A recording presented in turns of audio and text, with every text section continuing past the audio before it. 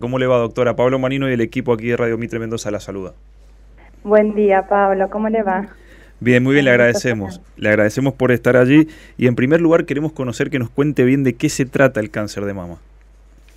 Bueno, el cáncer de mama es el cáncer más frecuente que afecta a las mujeres y se produce principalmente por un crecimiento anómalo de un grupo de células. Una célula que está en el tejido mamario, que de repente cambia, se modifica y empieza a crecer indiscriminadamente, y eso va determinando un nódulo. Este nódulo tiene la capacidad de seguir creciendo y de ir afectando el tejido alrededor o a distancia, como los ganglios u otros órganos a distancia. Bien, y esta enfermedad, esta afección, ¿a quiénes afecta principalmente en cuanto a rango etario para tenerlo presente? Bien, es una enfermedad que está en relación, muy en relación al sexo femenino, o sea, el ser mujer es uno de los factores de riesgo ya, y la edad es también un factor de riesgo principal. O sea, a medida que con los que pasan los años, tenemos mayor probabilidad de padecer un cáncer de mama. Se sabe que afecta una de cada 8 mujeres a lo largo de la vida. Y cuando nos acercamos a la menopausia, el riesgo va aumentando. Es por eso que se recomienda siempre hacer los controles, desde un control mamario del autoexamen mamario, cuando uno se puede revisar y palpar las mamas. También consultar al médico clínico, al médico ginecólogo, quien la va a revisar y va a determinar los estudios. ¿Se ha dado un crecimiento de esta enfermedad, de esta afección aquí, al menos en la provincia de Mendoza? ¿Hay algún factor determinante o algo que haga pensar que puede estar cambiando alguna tendencia y demás? Se ha ido viendo que hay un aumento en o sea, el riesgo se mantiene, las estadísticas se mantienen y se ha visto un aumento en la incidencia del cáncer de mama. Y se está viendo que también está afectando a mujeres cada vez más jóvenes. Esto puede estar determinado también por nuestra actividad diaria, el estrés, una mala alimentación, una alimentación con demasiadas grasas, o la falta de ejercicio, el sedentarismo, el tabaco, el consumo del tabaco o alcohol.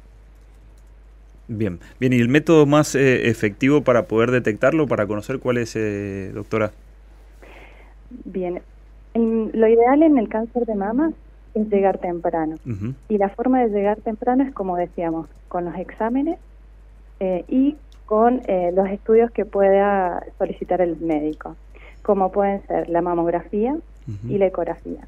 Lo que se recomienda es comenzar con la mamografía a partir de los 40 años en una paciente que sea asintomática, ¿sí? Una paciente que comienza con sus controles mamarios, bueno, se recomienda a partir de los 35 una mamografía de base y ya a partir de los 40 sí empezar con una mamografía anual. Y según lo que encontremos en esa mamografía podemos determinar solicitar una ecografía para complementar el estudio. Bien, bien. Doctora, hay preguntas recurrentes que vienen en este sentido y sería bueno aclararlo, ¿no? La pregunta concreta es si se puede prevenir esta afección, el cáncer de mama, y si los antecedentes familiares también tienen incidencia. Bien, el cáncer de mama no lo podemos prevenir, no tenemos una vacuna para tratar el cáncer de mama. Lo que podemos hacer es actuar sobre los factores que nos pueden predisponer a tener un cáncer de mama, que eran los que estuvimos hablando. Bien. ¿Sí? ¿Qué más me preguntaste? Los antecedentes familiares, Bien, si influyen, si son determinantes. Bien. El cáncer de mama, lo más común, en el 85% de los casos no existe un antecedente hereditario o familiar de cáncer de mama. En una baja incidencia, alrededor de 10% de los casos, existe un antecedente hereditario. Y no es lo más importante y no son los casos más frecuentes, pero sí es un dato importante a recabar y preguntar a las pacientes. Sobre todo el cáncer de mama que se presenta en familiares de primer grado, que llamamos, que puede ser la madre, una hermana o la hija que tenga antecedente de cáncer de mama. Y muy importante en esto es la edad de aparición de ese cáncer de mama, sobre todo aquellos cánceres que aparecen antes de los 50 años. Bien. Hernán, y también, sí, si tenemos más antecedentes familiares, como tías o abuelas, que se presenten en más casos en la familia, ¿sí? Y sobre todo teniendo esto también en cuenta, la edad de aparición del cáncer en ese familiar. Perfecto. Doctora, buen día, ¿cómo le va? Hernán Vitar la saluda, ¿cómo anda?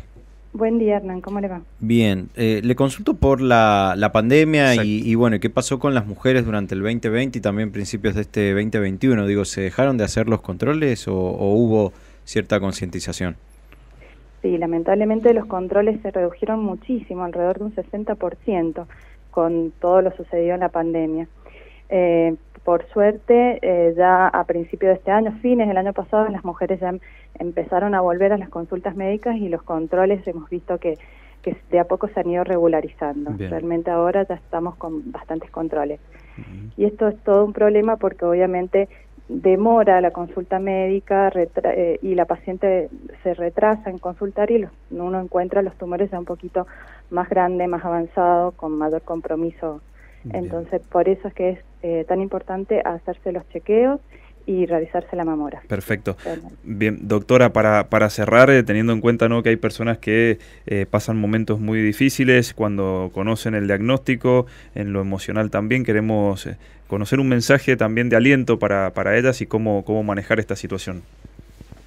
Bueno, por suerte esta enfermedad tan frecuente a nivel del país, a nivel mundial, y tan estudiada, ¿no? Cada vez hay más tratamientos y más cosas para hacer. Y cada tratamiento es individual para cada caso y cada estadio.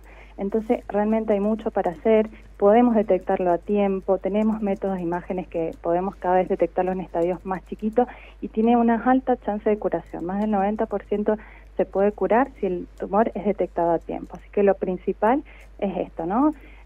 Preocuparse, revisarnos nosotras y ir a la consulta médica y hacernos los estudios y tenemos una alta chance de curación de esta enfermedad. Bien, perfecto. Doctora, sumamos una pregunta de Evangelina. Eva.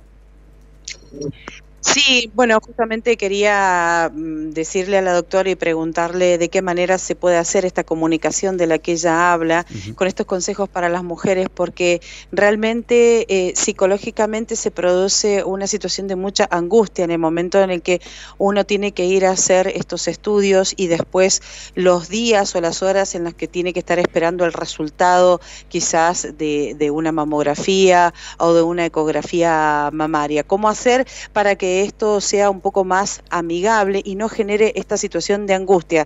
A pesar de que hay muchas personas y muchas mujeres que se hacen los controles anualmente, siempre ese instante es realmente preocupante y genera esta situación, ¿no? Sí, tal cual, la paciente llega con mucha ansiedad a la consulta, pacientes que se van a realizar los estudios y dice, doctora, no dormieron toda la noche. Bueno, uno trata de tranquilizarla y como yo por mi parte les voy contando a las pacientes lo que voy viendo para que ellas se sientan más tranquilas.